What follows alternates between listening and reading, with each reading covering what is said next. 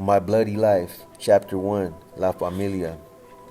Puerto Rico, 1963. I was born in the back of a 1957 Chevy on the way to the hospital. I may have been born where I was conceived. Considering that my mother went into labor while sitting in the outhouse, being born in a car was not so bad. My father passed away when I was very young. I was almost 5 years old when he died.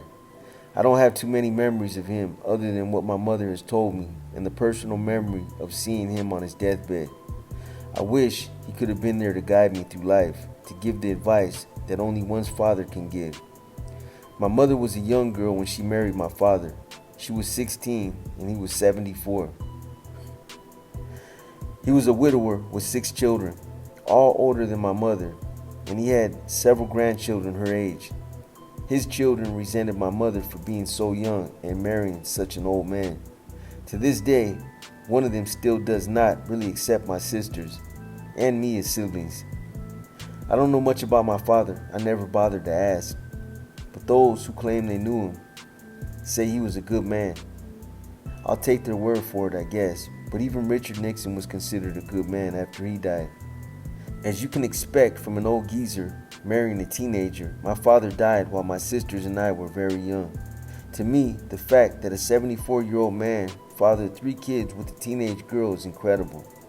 After my father passed away, my mother, still a young woman, remarried quickly. I don't remember my mother's courtship or ever meeting the man before she married him.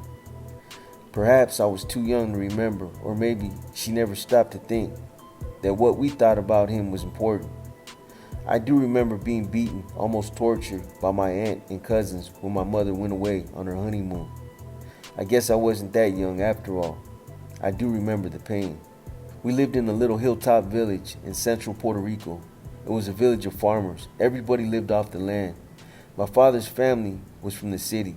I don't remember ever meeting any of them. The village where we lived was very tranquil. There was a great deal of undeveloped land. We played baseball in an open grassy field where we would sometimes lose the ball in the tall grass. We played hide and seek in the woods, climbed trees for oranges and grapefruits, and picked guavas for snacks. Our family harvested coffee, rice, and various other fruits and vegetables. It was an easygoing life until my father died and my mother remarried and went on her secret honeymoon. For some reason that I'll never comprehend, my aunt allowed her kids to brutally beat us.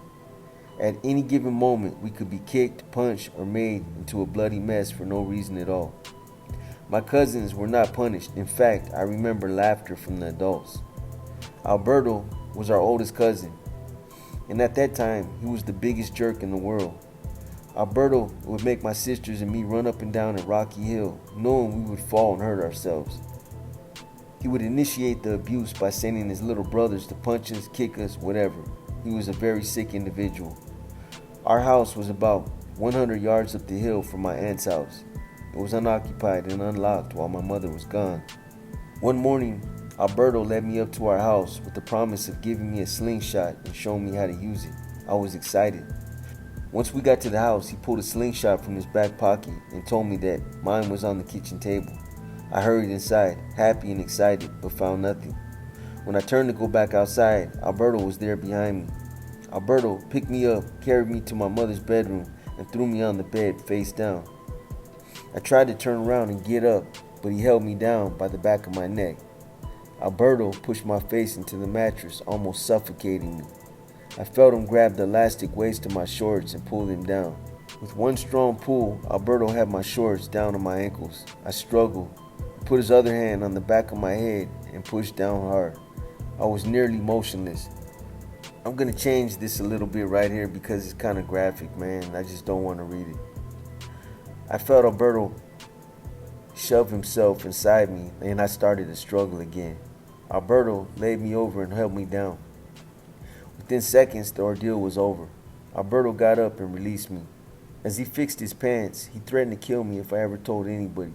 I lay there in shock, catching my breath as Alberto repeatedly made threats against my life. I couldn't move, couldn't talk, couldn't even think. Alberto's voice got further away.